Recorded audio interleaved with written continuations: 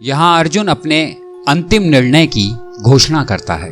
श्रीमद् भगवद गीता सार पहला अध्याय अर्जुन विषाद योग 46वां श्लोक अंतिम निष्कर्ष। यदि माम प्रतीकारमशस्त्रं शस्त्रपाणयः धातुराष्ट्रारणे हन्युस्तन्मेच्छेमतरं भवेत्। अर्जुन कहते हैं कि मैं इस युद्ध को छोड़ देना चाहता हूँ। लोग चाहे कुछ भी कहें, परंतु मैं युद्ध नहीं करना चाहता। धृतराष्ट्र के पुत्र रण में मार डाले तो वहां मरना भी मेरे लिए अधिक कल्याणदायक होगा। मैं दुर्योधन के आगे बिना अस्त्र शस्त्र लिए चला जाऊंगा और वह मुझे मार भी दे तो ये मेरे कुल के लिए बहुत हितकारी होगा। यदि मैंने युद्ध किया और मैंने अपने गुरुजनों को मारा तो एक बड़ा भारी पाप करने का मेरा निश्चय होगा, और अगर मैं युद्ध नहीं करूंगा तो मैं पाप से भी बच जाऊंगा और मेरे कुल का विनाश नहीं होगा।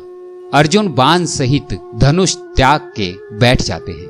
श्री कृष्ण अभी तक अर्जुन को कुछ भी नहीं बोल रहे हैं, क्योंकि वो चाहते हैं कि अर्जुन के भीतर ही भीतर जो मन में उथल पुथल मची है, जो हलचल मची है, वो सारी हलचल उनके शब्दों के साथ बाहर आ जानी चाहिए। अर्जुन अपने आप को धर्मात्मा मानकर अब युद्ध से अलग होना चाहते हैं। अर्जुन अपनी सारी बात रख चुके हैं जिससे वे युद्ध नहीं लड़ना चाहते। अब उनमें अपने कुटुंब का मोह पूर्ण रूप से जाग गया है। वास्तविकता में भगवान ने अर्जुन से युद्ध बिल्कुल नहीं कराया। स्वयं अर्जुन भगवान को निमंत्रण देकर लाए थे कि कुरुक्षेत्र की भूमि में आपको मेरा सारथी बनकर युद्ध करना है। अर्जुन ने अब तक जो तर्क दिए उनमें संस्कृति के पतन सिद्ध करने की कोशिश की, और अर्जुन ने अपना धनुष तथा बाण एक और रख दिया। अब वो युद्ध नहीं करना चाहते। आगे के श्लोक में भगवान श्री कृष्ण गीता का उपदेश के द्वारा अर्जुन का पूरा मोह हटाते हैं। भगवान ने सोचा कि अर्जुन के बोलने का दुख बाहर निकल जाए तो मैं बोलूं। अर्जुन का दुख बाहर आ जाए, भीतर कोई दुख बाकी ना रहे, तभी मेरी बातों का उस पर असर होगा।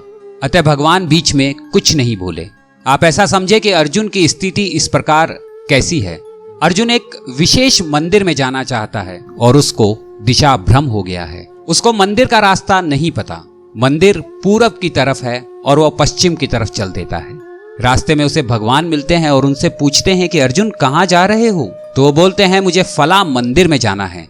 भगवान बताते हैं कि उस मंदिर का रास्ता इस तरफ नहीं उस तरफ है, तुम्हें उस तरफ जाना चाहिए। भगवान गीता में अर्जुन को रास्ता दिखा रहे हैं कि कैसे ये एक आम युद्ध नहीं है, ये एक धर्म युद्ध है। इस युद्ध को कोई नहीं टाल सकता, क्योंकि यह युद्ध काल में लिखा हुआ है।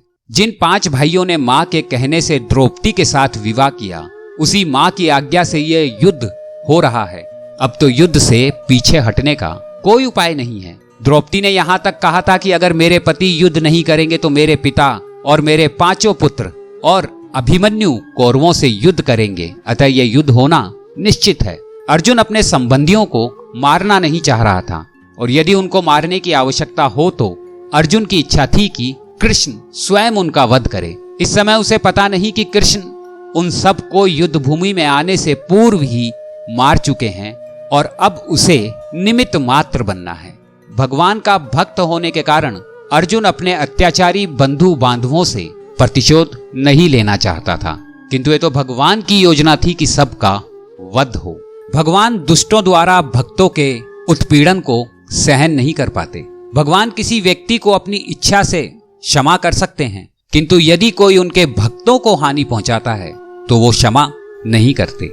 इसलिए भगवान इन दुराचारियों का वध करने के लिए विवश थे, जबकि अर्जुन उन्हें क्षमा करना चाहता है। अपने शत्रु की स्थिति का अवलोकन करते हुए अर्जुन रथ पर खड़ा हो गया था, किंतु वो इतना दुखी हो गया कि उसने अपना धनुष बाण एक और रख दिया और रथ के आसन पर फिर से बैठ गया।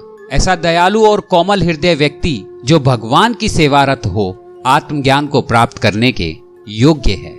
इस प्रकार श्रीमद् भगवद गीता के प्रथम अध्याय कुरुक्षेत्र में युद्ध स्थल के सैन्य निरीक्षण का वेदांत पूर्ण हुआ। हम कह सकते हैं कि चिंता के कारण अर्जुन आत्मशक्ति खोकर एक मानसिक रोगी के समान व्यवहार करने लगता है। अर्जुन अपनी दलीलों का निर्णय सुना चुका है। इसके बाद अर्जुन ने क्या किया, इसको संजय आगे के श्लोक में बताते हैं।